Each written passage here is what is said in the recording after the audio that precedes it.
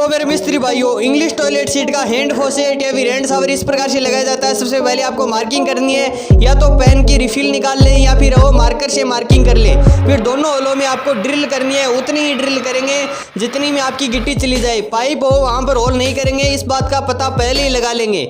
और अच्छे से आप वो दोनों में वो पेच डालेंगे, वो टाइट कर देंगे।